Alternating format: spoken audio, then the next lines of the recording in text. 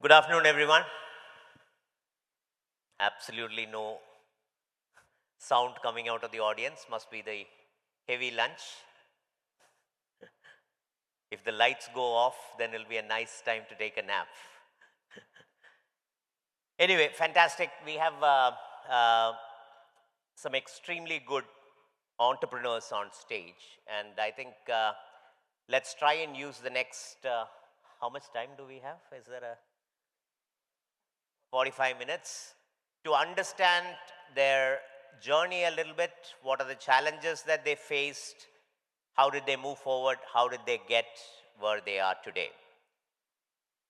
I think what we could do, and I probably would need a little bit of a help from a volunteer to pass around the mic a little bit among the audience. But what I really want to do is, okay, I'll get to that a little later. But I think we'll start with a bit of an introduction of all three panelists. Probably we'll spend the next 2 minutes each, wherein you can explain what you do and the kind of business that you do, your background, etc. And then we'll come to the next phase. Sure. Hello, everyone. My name is Manas Madhu. I'm the founder of Beyond Snack. We bring banana chips in an organized and a branded format. What Lay's did for potato chips, we are doing the same thing with banana chips. Before that, I've completed my MBA. That is my post graduation, and I'm born and brought up in Kerala. The brand name is Beyond Snack. I hope it is familiar to a lot of people over here. If not, then I request you to please go to www.beyondsnack.in and order it and try it out. Thank you. Thank you, Manas.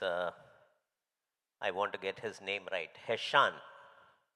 Heshan is from Sri Lanka. So let's give him a warm round of applause for somebody who has traveled from overseas. Heshan, why don't you speak about yourself a little bit?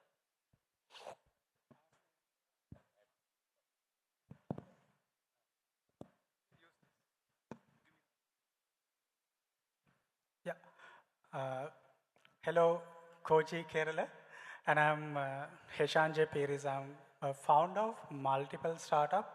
So our journey started when we founded Sri Lanka's first ever printed books delivery platform.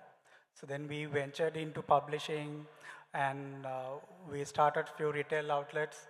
And then we thought how we really going to digitally disrupt how people read in local languages and how we bring inclusivity into reading, where we truly empower people with print disabilities while empower people to get better access to learning and reading and the knowledge.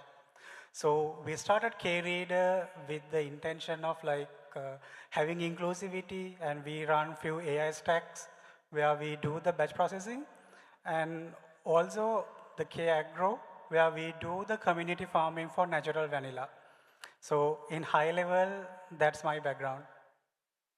Thank you, Heshan. Aathityan? Hello. Nice to meet you all. Thank you, Manas, for teaching that you can use this 1 minute to sell as well. Yes.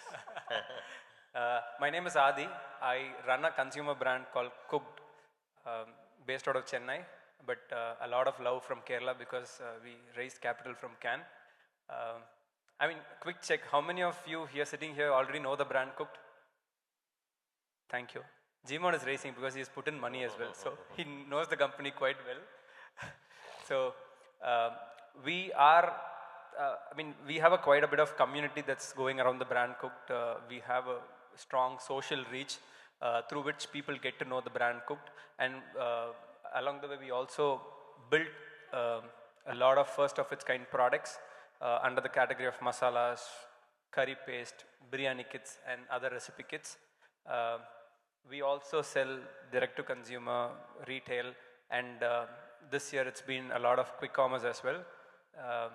So basically I'm a computer science engineer who can cook well. So that's my one-line bio. And like Manas said, if you want to buy Cooked, it's available on Swiggy Instamart right here in Kochi. You can open your phones and order it and get it delivered in 10 minutes. Thank you, Adi. So I think you have heard from all three of them about what they do. One actually sells various flavors of banana chips, makes a lot of money. The other one actually sells vernacular books in a digital format, which will supplement farmers and traders and things like that. And the third one, actually, it's a ready-to-cook packets that he has created and sold. Okay, so usually what happens is then now I'll go to another 2 rounds of question answers with these people, and then we will take a couple of questions from the audience. With your permission, maybe we should change that a little bit this this time. Is there a volunteer here somewhere who can pass the mic among the audience, or there is? Do you have a question, or are you a volunteer? You are the volunteer. So I just want to ask one question. Is there a mic that he can pass along? So let's change this format a little bit, and I want to ask you, what is it that you want to know from this panel discussion? Is there anything that you would like to take home? Anything specific that you're looking for? Anybody has a question? There you go, all the way down. So let's hear a few questions and see what people want to know, what to learn. Yeah, primarily as an introduction, I would like to know what is the market sizes they are operating at, and the SAM, TOM, and all those statistics to know more about the industry. Okay, very interesting. So any other questions? Anybody else has another question that you want to pose for the speakers? No questions, okay. So your name is, or you have a question? Okay, right here.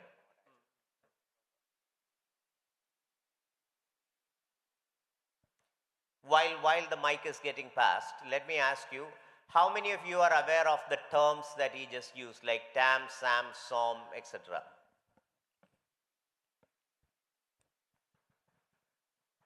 Okay, so maybe you could start with that also, but let's hear the second question. What is it that you want to do? Hi, this is for Manas. So I was going through BeyondSnack.in, and I could see that its company name is Dr. Jackfruit India. So did you start with jackfruit and then move to banana, or how is it? Or No, what was the reason you for don't have that? to answer that. You don't have to answer any questions. Let's hear some questions, right? Any other questions? Yes. Don't answer any questions. We'll get to the discussion. There is one gentleman in the back who is asking for the mic. Yes.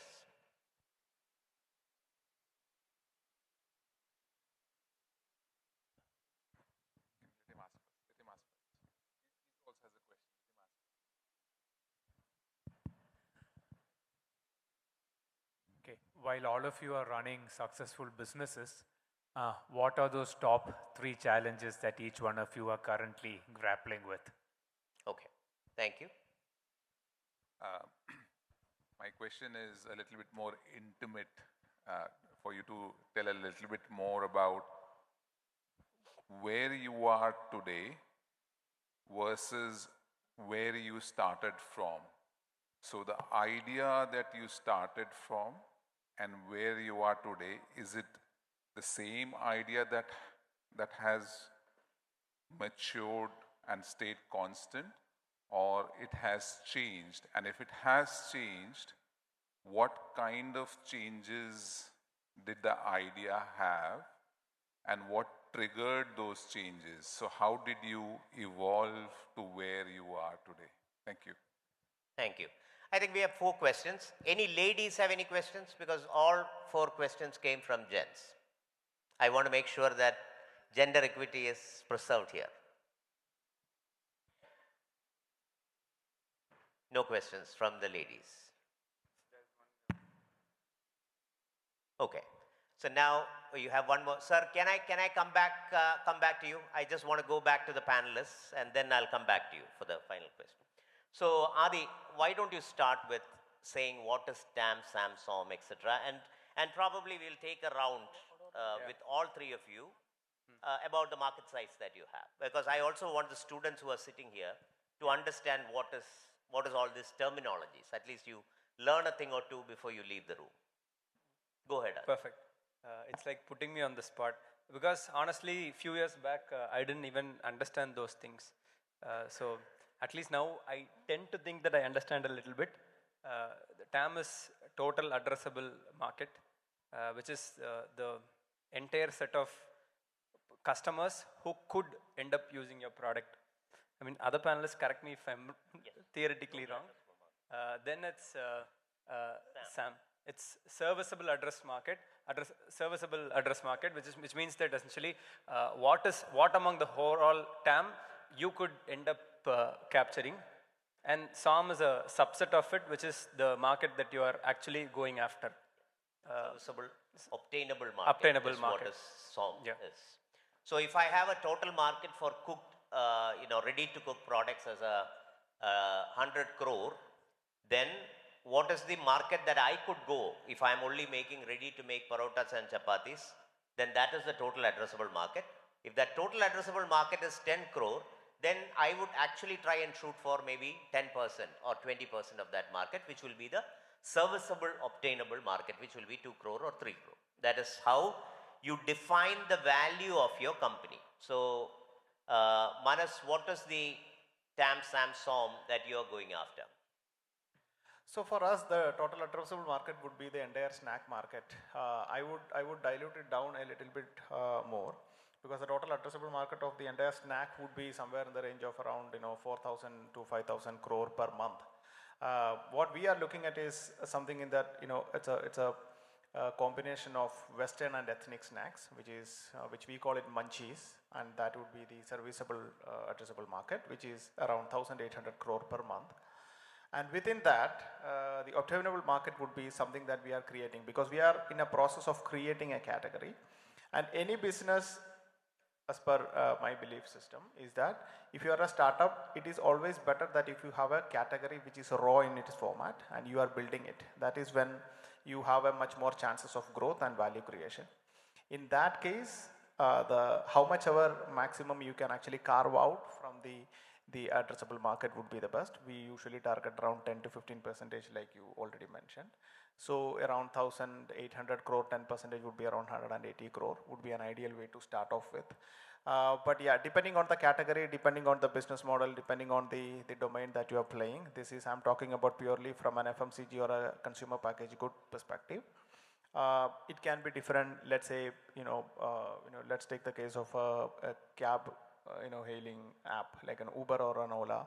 In the initial days, if it is the total addressable market would be the entire people who wanted to travel, right? And then within that, the people who are used to tech, they have to use an app, right? So then that would be the obtainable market, and within that, how many you can convert would be a obtainable market.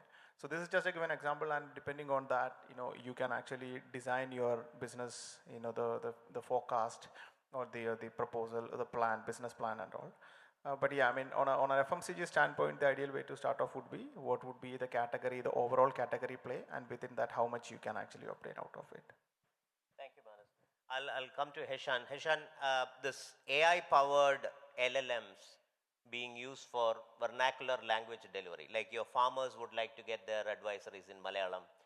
All e-governance services can be given in Malayalam. Or for that matter, all the local languages, Sinhalese in your case or Tamil in your case.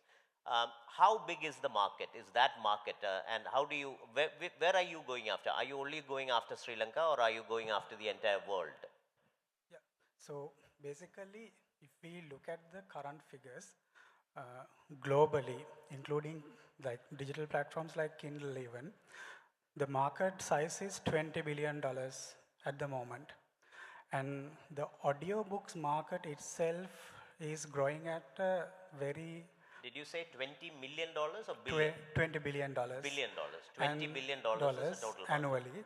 And it has a CAGR of 26.2%. So it is estimated it will become a $80 billion market by 2030. Right. And by 2030, even if we get the current statistics, 77% of the world's population is living in Africa and Asia.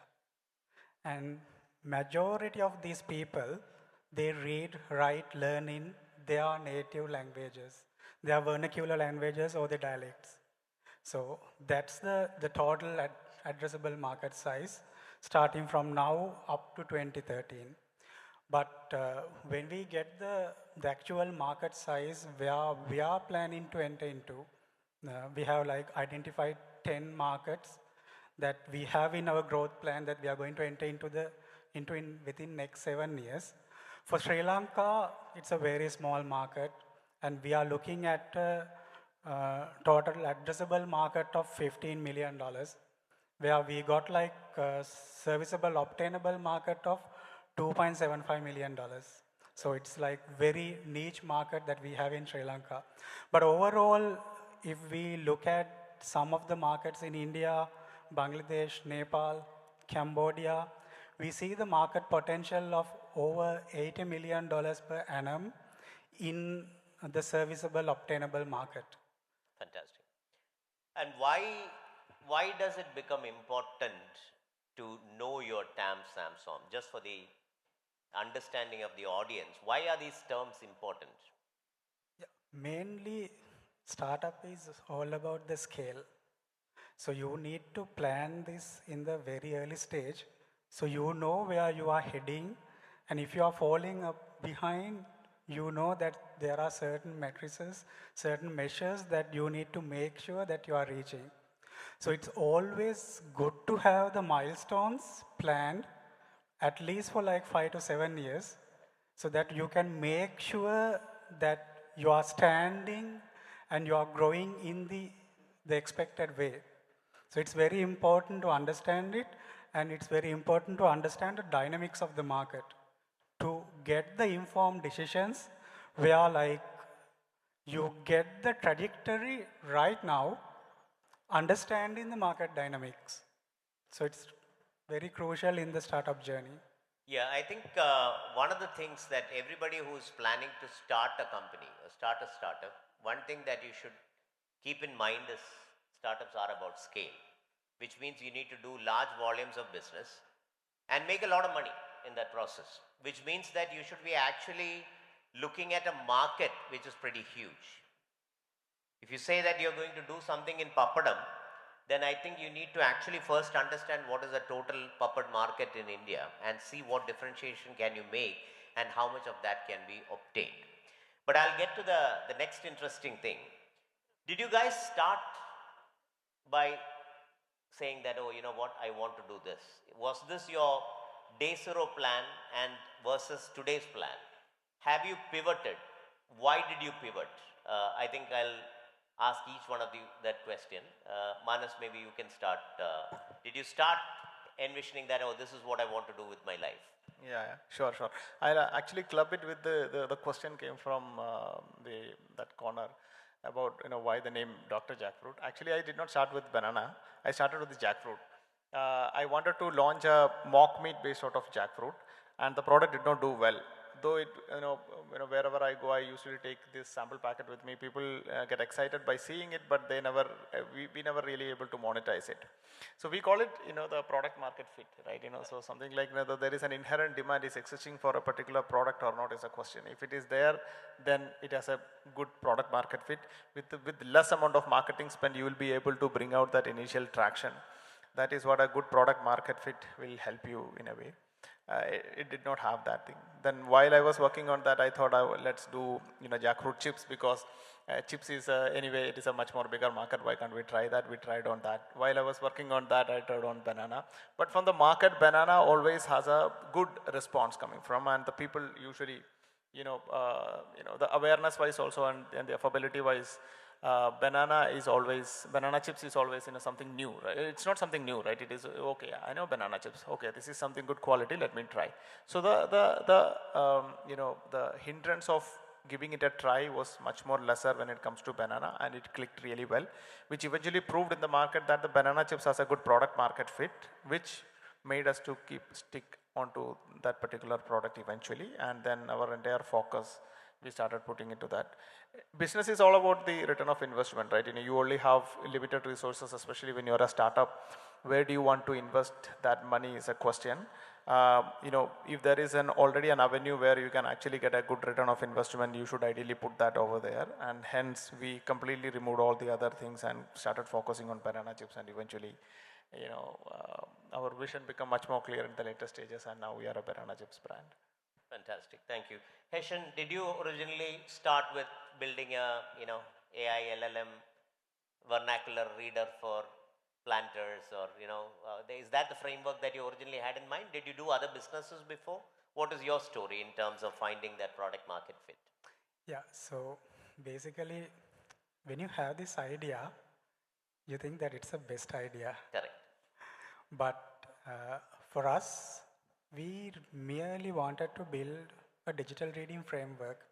At the initial stage, we never thought of implementing AI within our framework, or making it cutting edge. We just wanted a simple solution where we can actually disrupt the market. However, when we have the initial prototype, we started gathering feedbacks from our users, what are the things that they need, and what are the improvements that they suggest for us to get the next version much better, much customer-centric and agile for them. So in there, we had one user who had installed our application, and she was a blind person. And we had Google TTS enabled within our platform by then. And she was able to read some of the books with the TTS enabled. So she got the accessibility into the content with that. And she connected that with some of the societies who are work with the inclusive space, mainly the print disabled communities in Sri Lanka. Then we had few discussions with them, and that really took us to a different perspective. Why not we implement a voice synthesis model where we can actually generate more human-like audio with the text we have? Because we already have the text, and we own the IP for the text. So we can utilize these texts to generate audio and make our model more scalable to any language in the world, where we can generate more human-like audio for any scenario. So with that, we pivoted our idea. It's not really pivoted, but we upgraded our idea with certain set of add-ons.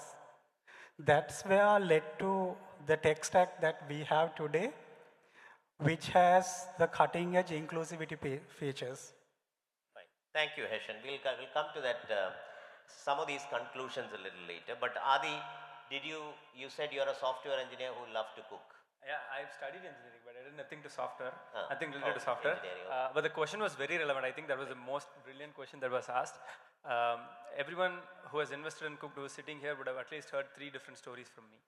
And that's the honest answer of any company which is being built.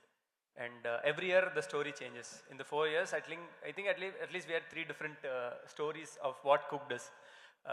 When we started, we said, you know what, we want to use our social trends and the recipe consumption trends and find out products. And that ended up giving a lot of niche products, which probably didn't have enough market size. You didn't go after that. Then even with some certain naivety, we launched 5 different products across 5 different zones of the country. Again, thinking that the India one will buy these products. Again, that was not the right approach. Then we narrowed down on, you know what, it has to be done region by region. Let's focus on TN as a region, now Kerala as a region, launch a few products which is relevant to that market and try to go deeper into that market. And that's what worked for us. Having said that, do I know that the version of the story that I have today is what is the exact story of the next year?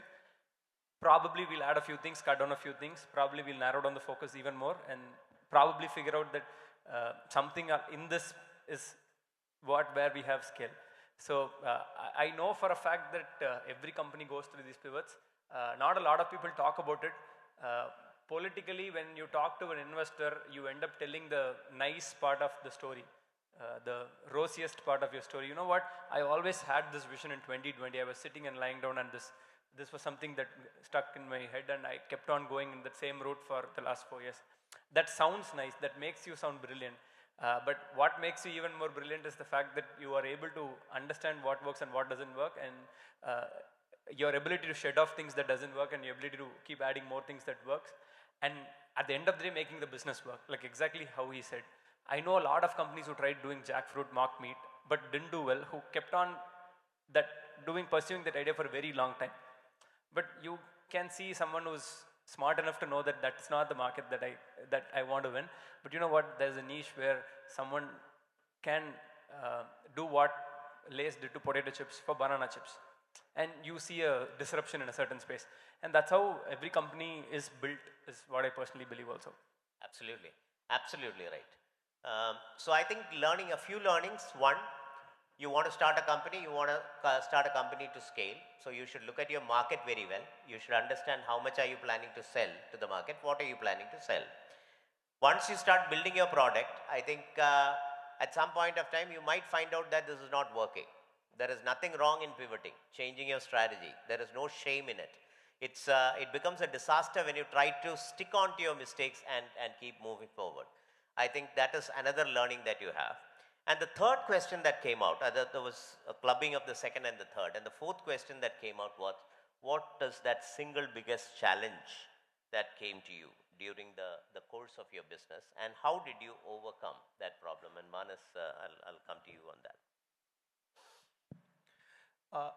For a startup, it is really difficult to generalize But or come there will be to, one moment, right, where you feel that, oh my God, it's going to end or something, you know. I've personally gone through it.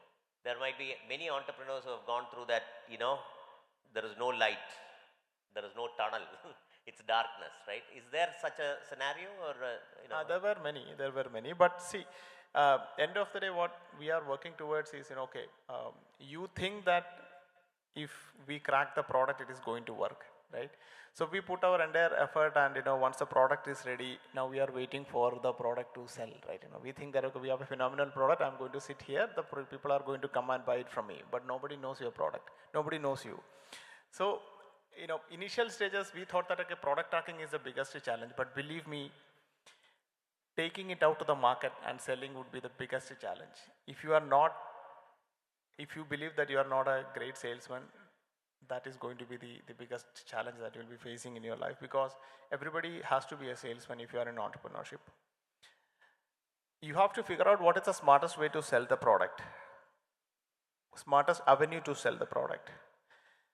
It's not necessary that okay, something which is tried and tested for years has to be the right go-to market for your product. What we have done is that when the product was ready and we were started selling it in the retail market, we were not getting a good traction. And the initial days for a food product, volume really matters. And when the volumes are not coming in, the entire set of money, every moment you are wasting actually is a loss of money for you. Let's say that you have 1 crore rupees with you, and you know this month your sale is so little, but the expense of your company is going to be still the same. So as the months pass by, the money in your account is going to get depleted very fast. So within that shortest period of time, how can you make a real good mark in the market? And that's what we call it, usually in the startup world, we call it growth hacking. So I was always in search of, you know, what is that right growth hack? What is the right growth hack that I can actually explore the product, or some avenues to, you know, make it available to a large mass audience. And that's when this Shark Tank happened, and Shark Tank was my growth hack. What it helped is you know, to a large mass audience in front of that, I managed to present the product, and it became eventually a game-changing event for us, that Shark Tank. So the challenge for that is that everybody thinks that the product is a challenge, but according to me, that is not the challenge. Identifying the right go-to-market, a smart go-to-market, I would say, and then you know, crack a good growth hack so that it can bring in an exponential growth or the real scale for your product or your business. So your to the pointed question, the challenge was finding that growth hack. Right. Finding the growth hack, a smart growth hack. To get to the market. Yes, go to the market. So for example, what a growth hack will do to you is that, let's say a PNG or an HUL in FMCG or a FMCG sector, PNG and HUL, if they are launching a new product, right, with their solid distribution already established out there, they have access to more than 10 lakhs of outlets in one shot. So none of the product actually going to be a not going to give them a good return of investment. Even if the product or a brand is going to be a failure after 5 years, within that one launch event itself is able to recoup a good amount of money back, right? But that is not the case with startups. Startups, the biggest problem is that we don't have the scale of that of a bigger company. So then what can we do? We have limited resources, we don't have enough money with us. Then the best thing that we can do is that with the limited resources, what growth hack that you can bring in? It can be anything. It can be anything, something like a controversial Instagram post, or it can be a very viral video that everybody knows. I'm sure that those who are in the startup will know this video of Dollar Shave Club. If you don't know, please go and search it in YouTube.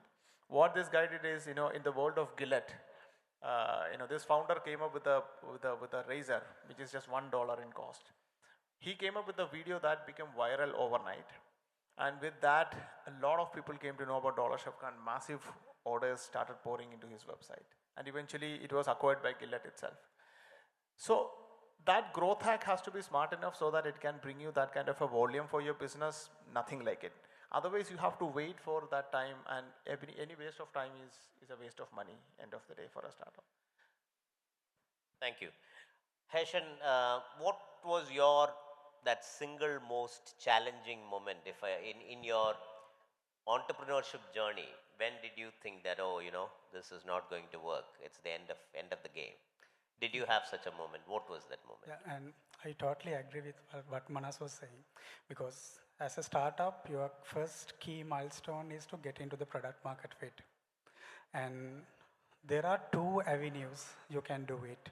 Whether you can focus on the profitability or you can focus on the growth. In each of these scenarios, you need to be very vigilant about your customer acquisition cost. How much of money you're actually burning in terms of onboarding a single customer into your platform or to buy your products, and the lifetime value that they are going to generate. So initially, we had some red alerts where our customer acquisition has gone up, and we took measures to bring it down by cutting our marketing cost, while we thought of kind of a creative way where we can onboard bulk of users with a single effort, with minimum to zero marketing cost. So we started partnering with universities in Sri Lanka. So we digitize their content, and easily we can onboard 5,000 to 10,000 users into the platform. So that's why you need to be really creative in terms of getting into this scale. Sometimes you think onboarding individual customers, if it works and if it's viable and if you are not burning money, then that is absolutely fine. But I have seen some people arguing at the early stage, it's about the growth, it's not about the profitability. But I am a fan of profitability, because all of my ventures, we haven't raised single penny of outside capital. It has been bootstrapped to the date, and we reinvest our capital back into the business where we get into the scale. It might be slightly slower, but when you do a bigger round, you can get for a higher valuation, and you can dilute less percentage of your company, where you can directly plan for the IPO. So it all depends on the market and the dynamics and the matrices and how far you want to scale this. However, you need to make sure that you are not burning money in terms of onboarding your customers in long run, which would jeopardize your cash flows. So for us, the biggest hurdle is sometimes even with the research, everything we find out, we think that this is going to work, but sometimes it is not workable. So you need to adapt and be creative, and also like a founder, you need to be agile. Yeah, thank you, Heshan. But your challenge is, again, taking the product to the market was the challenge in scale, right? And Manas said pretty much the same thing. You need to find a growth hack to take the product. Adi, what do you? Yeah, he also said the same thing. Yeah, it is all coming to that. Adi. I think, again, it's similar lines. It's distribution. How much of a social media following that you have doesn't necessarily have to convert into sale. And it depends on the category that you're selling. For the category that we are selling, it's not a product that you buy it digitally, direct to consumer. And that's not what happened. So initially what happened was we launched the products. Great products win is not the right answer. Even average product with great distribution wins average product with, poor product with a great distribution. So that's something that we learned it the hard way. The first 1 year of selling was purely direct to consumer, which means the consumer has to go to a website, place the order. We were always burning a lot of money, like a peak burn used to be around 30, 40 lakhs a month. But we were scaling, but we never could make that direct to consumer as a unit economic positive channel. And it felt like every month you're losing money. There's no light at the end of the tunnel, but the tunnel keeps going. What do you want to do is sort of a position that we were in exactly a year back. And I think last November is when we said, you know what, a lot of people know our brand. I think we're making fundamental mistake in terms of distributing and making it available at the right place. Then even before hiring a sales team, I ended up going out there, started placing the products in about 30, 40 outlets in Chennai, the southern part of Chennai. And we saw all of these outlets started calling us and asking, you know what, supply is 2x the quantity within 6 days, 7 days. Then we realized, you know what, the mistake that we've been making so far is we have not made it accessible to people. No one wanted to order a masala and wait for it for 3 days or 4 days to buy. Like a limited set of people wanted to, but when you're targeting a larger consumer, that's not how it works. And from there, since this January, like it's almost the end of the year, our direct-to-consumer sale, which was about 100%, has come down to less than 30%. I was telling Manas I want to take it down to less than 10, where the overall revenue has 4x'd from last November. But the D2C has come down from 100 to 30, where quick commerce, great channel, because there's a great, you want something, you get it in 10 minutes, and you make it in the next 30 minutes. Or supermarkets, I go to buy all my groceries and other FMCG products in supermarkets, I'll pick up a few of your products also there. That started us giving the actual results that we wanted to see.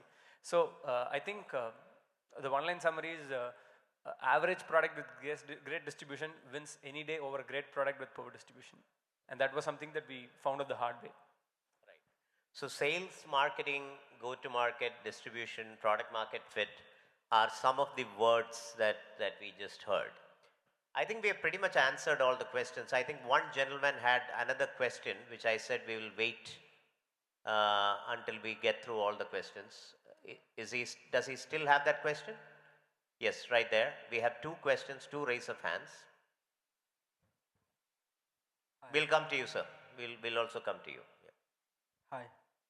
So we can see a lot of software startups or any kind of startups that. Can you hold the mic a little closer? Yeah, closer to your mouth. Yeah, am I audible now? Yes.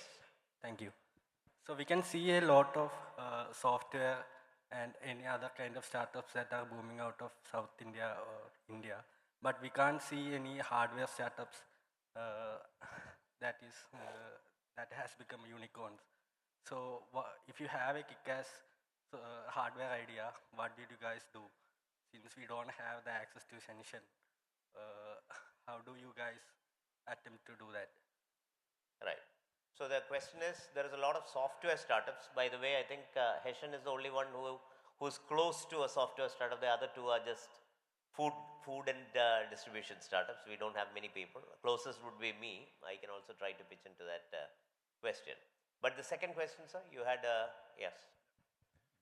So I think it was partially answered, but my question was, introducing a product like banana chips, which is a very common product in our market. How did you take that to the next level? An existing product in the shelf, flooded in the market, now you're coming in new. How do you take that into the next level? Or how do you succeed with that product? Yeah. This question is obviously for Manas, right? Yes. Yes. Any other questions? We have quite a few. So I'll just let the lady ask the question. There is a lady in the back.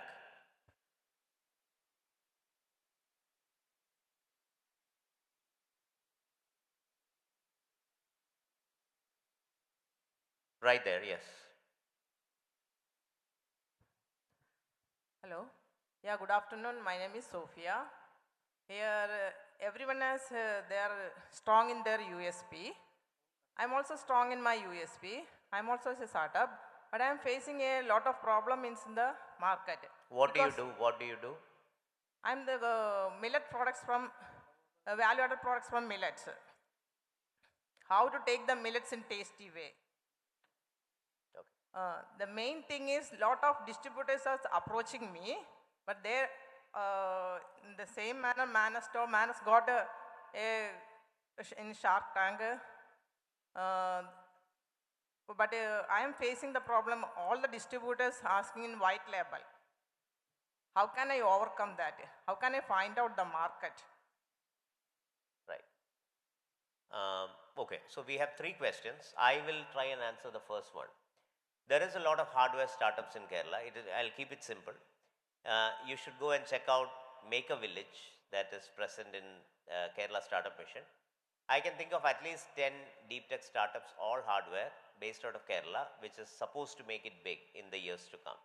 So there is an ecosystem, a hardware ecosystem that is there in Kerala, including the Super Fab Lab and the Make a Village. That is the place that you should go to do your hardware startup if you have such a this thing. The second question, it was to you, Manas.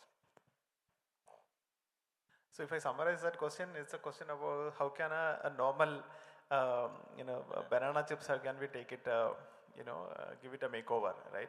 And trust me, that process, right, a normal to that makeover process, which is in an MBA terms, I'll say that taking it from unorganized to organized market. That is what we have done. Actually, that is the only thing that we have done. Banana chips is not something unknown for people in India. And that is actually a beneficial thing. But thinking that, okay, there are a lot of players are there is not going to be a hindrance for, doing that. One of the trend which is really prevailing in this current market is people are looking for a great quality product, which is unorganized to organized product. The reason being is that, okay, why we are actually building the brand is the question, right? That is the only way to create maximum value creation for anybody. I mean, be it the company or be it the stakeholders or be it even for the consumers. That is exactly what we decided to do. The same old banana chips, we decided to bring in the consistency, the trust factor, so that any given point of time when they open up a packet of banana chips, they will be getting the same experience. So that wherever they go, they can confidently buy, okay, yeah, Beyond Snack, banana chips, okay, I know. It will be the same experience, it will be good quality experience, let me try it. And that is exactly what we try to do from the beginning. And that has tremendous amount of value creation. So it doesn't matter if the product is a normal product or there are 100 other local players are already playing in that field. It doesn't really matter.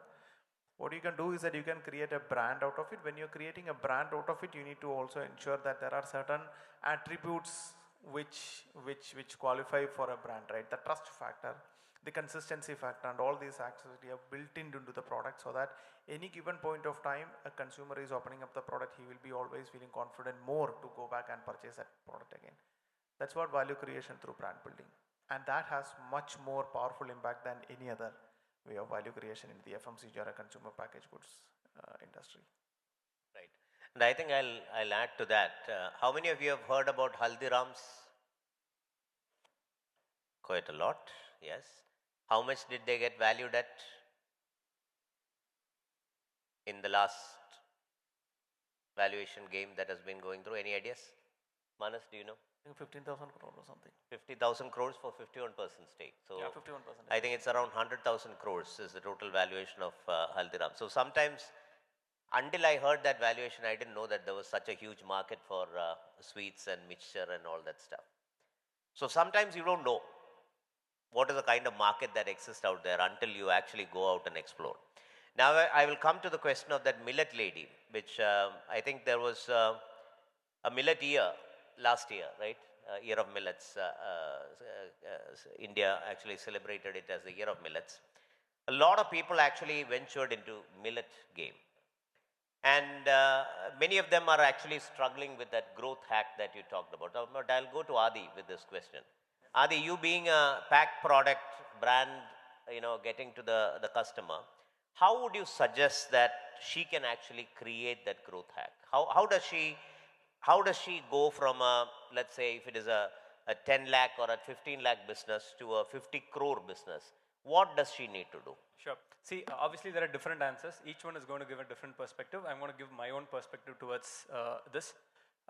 Just before we try to answer this question, whenever we spoke about cook, we used this word ready to cook. But if you honestly look at it, that word has a very strong negative perception in the market. It's associated with the words unhealthy, preservatives, colors, flavors. So, in fact, when we launched, we were very clear that we will not use the word ready to cook. Because when you use the word ready to cook, you also have all these tags along with it. And our positioning was, I would say, slightly different.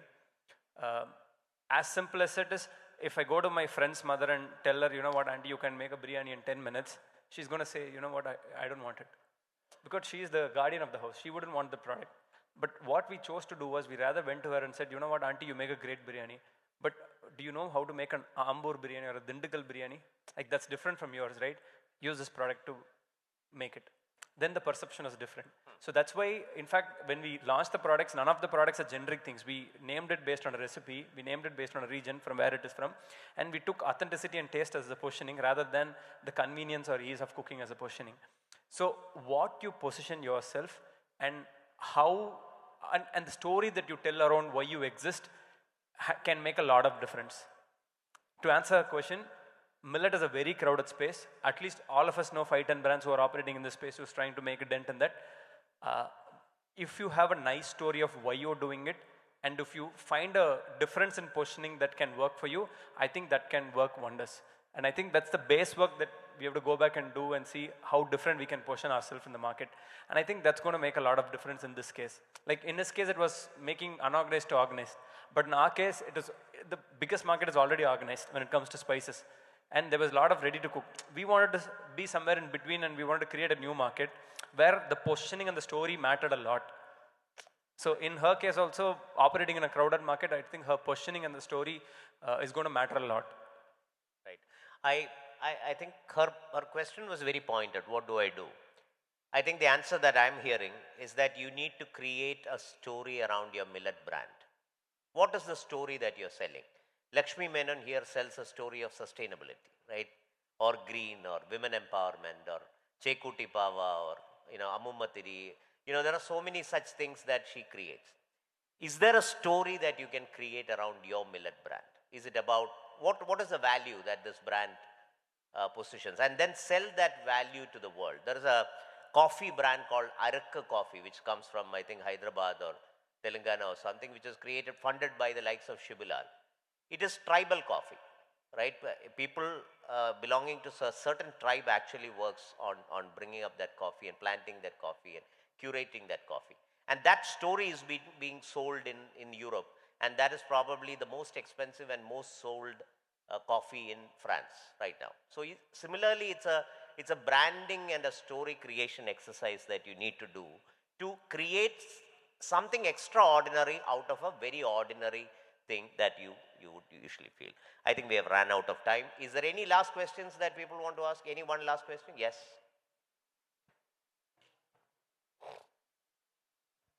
Sir, I think only I'll take one question and then I'll leave it to you're referring to the banana chips. Myself being a botanist and a biotechnologist, how do you maintain the consistency of the taste of the banana chips?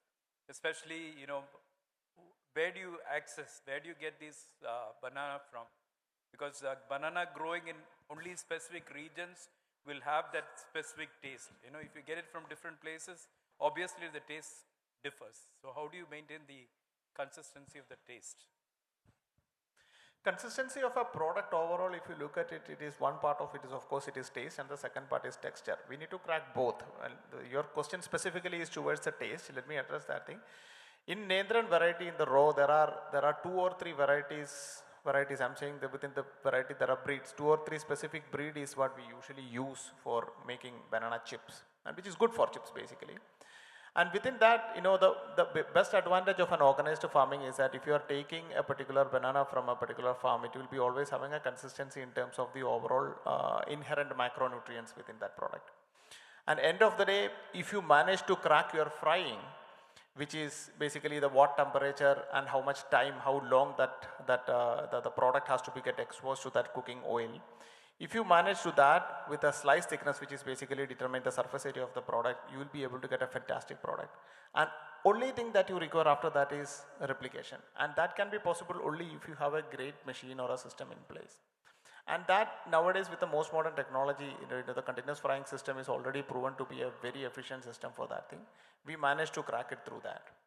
So it is not just about the taste, but I would say that the taste and the texture and the overall experience is what is going to create. One part is of course it is taste, and within that taste what you need to do is that with the surface area and with the similar kind of a banana, the same variety of a banana, if you manage to get the same cooking experience all the single time, you pretty much crack the product code. Thank you, Manus. I think one last word of wisdom from each of the panelists. And sir, I have to ask the organizers here, can I move forward or shall I wind up? One failed banana brand, Yellow, started about years back by 2 IAM graduates from Kozhikode. The two setbacks of our raw material in abundance, banana and coconut. Coconut is rancidity and banana it is stain. How you have overcome? Are you using the same oil to refry it again, or are you filtering the oil? How your quality is achieved? We are going into the technicalities of making banana chips. So I know about this yellow chips, and I know that like, two IIM graduates, Calicut graduates started this, but I really don't know what is the reason why they failed. In fact, as far as I know that they got a grant also from Kerala government to scale it up, but somehow it did not work out.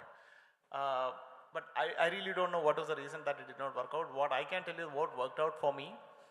What worked out for me really well at that point of time is that basically the marketing and the go-to-market strategy that we have adopted. We did not go with the traditional methodologies of going with the distributors and spending a lot of money out there. Instead, we selected the most modern go-to-market strategy, which is e-commerce and the D2Cs and the quick commerce of the world, and that's what we did.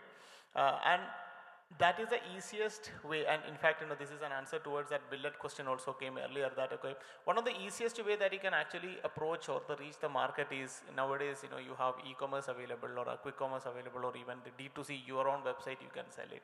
So we did that particular part a bit different, and we ensured that our storytelling and the narrative should be consistent enough to appeal to a large mass audience. And in this case, we wanted to bring out that the banana from Kerala, and that was a story that we were telling, because all over the world, banana from Kerala has a name. I mean, Kerala banana. We instead of calling ourselves even Beyond Snack, more importance we given it to Kerala banana chips than our brand name. If you look at it, in the initial days, on our packaging, Kerala banana chips is much more bigger bold letters we written, but in our brand logo was much more smaller. Now actually if you see that it is reversing, and the brand logo came much more prominent, and Kerala banana chips is much more smaller.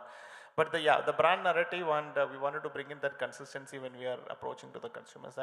These are the two different things that we have done and worked out in our favor. But I'm not the person to comment on what exactly went wrong on the other startup. I am also curious of one thing that he asked. Do you reuse the oil? No, we don't reuse the oil. So the most modern technology that we use is, right, it has an inbuilt filtration system. So any given point of time, the oil which is actually getting fried is going back and getting filtered and coming back again and again. And once it is completely used and the temperature subsided, we discard it. That's how it is. So that is the advantage of adopting the latest technologies, and we are actually using the imported technology from Australia, and also some of the advantages we usually get it from adopting such technologies. Yeah, but that is all right. Heshan, I'll again one last word of wisdom for anybody who's venturing into a AI company, whatever that means, right? What are some of the advices? Because it's very heavily resource intensive, compute intensive, talent intensive. What is your advice for somebody who's venturing into an AI-based startup?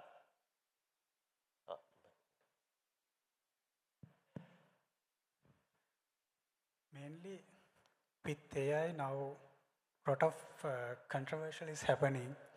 Whether this AI is actually going to burn a lot of electricity, and it might cause like lot of ecological problems because of the huge server GPU and like the computing requirement, the computational requirement it requires. So if you are planning anything in the AI space, make sure like you don't do too much of inference, rather like you make it in a way that is like, if we explain our scenario, we do the inference only one time, where we batch process the text and generate the audio, and we reuse that. So with that, we have reduced our inference cost and the long run cost of our AI model. And for training only, it is going to cost us the cloud thing and the one-time inference. That's why we have cut the impact that we are creating to the environment in terms of like the resources, budget, and everything. And AI space, the potential is unlimited, because now the worldwide the AI adaptation is happening, and everyone is like want like the piece of AI within their organization. The potential to grow is out there, and that would be like trillions of dollars. Right. I think due to the paucity of time, Heshan, I'm going to take that one point. That is, when you do an AI company, try to do it with less toll on the environment, consume less energy, optimize the code as much as you can, so that the compute and the memory and the storage is brought down, so that less energy is consumed and you're not taking a toll on the environment. I'll go to Adi. Adi, I now have, Swiggy, Insta, all that stuff, wherein I want to have a talapakati biryani or an ambur biryani, I might be able to actually order it and it'll reach my home in 1 hour, right? I'm being a devil's advocate here. Is there a threat with this platforms that deliver food in a very, very fast pace to your business? I still don't think so. Cooking at home is still a very huge market. Ordering out is getting higher, and going and eating out is also higher. But cooking as a market is still quite big. I don't think that's going to die anytime soon. And the other thing is that even cooking at home, I mean, people say that they love cooking, right? When they say they love cooking, what do they actually mean? They don't like prepping, or they don't like washing the vessels. They like the actual part of cooking. And I think that's where we bring in our value. We don't ask them to do the first part. The last part, we don't offer them any solution. The mid part where they enjoy cooking is what we are offering. So I believe that with that in place, where we are offering the experience of cooking and having yourself a nice meal, I still think that's a huge market. Even with the 10-minute food delivery also that's happening, I don't think that's a market that's going to rapidly decline. That's the confidence that we have. Thank you, Adi. I just wanted to be the devil's advocate here. Last question to Manas. Manas, the latest round that you had was what, $7 million in funding? So that is around, the last round that he raised was 56 crores from NAB Ventures, or no, 20? 28 crore. 28 crores from NAB Ventures, right? Where do you see yourself? What is your, in the next few years, where do you see yourself going? It's a very inspiring story for people who are in this industry. What is your aspiration? So, once we got a clarity that what we wanted to do with this banana, because banana chips, the product market fit eventually got unfolded in front of our eyes, and we become much more clear with our vision. And I usually say this to all the people who are, joining our company also, that, imagine that, okay, you wanted to go for a vacation a couple of years later, and you wanted to go to one of your favorite country. And you get down at the airport and you're going to the nearest shop and you are seeing Beyond Snack over there. So this is what our vision. Our vision is to place a pack of banana chips next to a pack of potato chips on all the retail shelves of the world. And that is where we are actually aspiring to go. And that's not simple, and it's not going to happen in a 5-year or a 6-year thing. But we are traveling towards that. Fantastic, Manas. So I'll sum up with this. Kerala is a place which has got excellent food diversity. You know, jackfruit, mango, tapioca, banana, spices, coffee, tea. If somehow we can crack that problem of how do we create a story, create a brand, create preservation methods which will take us to the global shelves, then I think our entire economic problems can be solved just by doing that.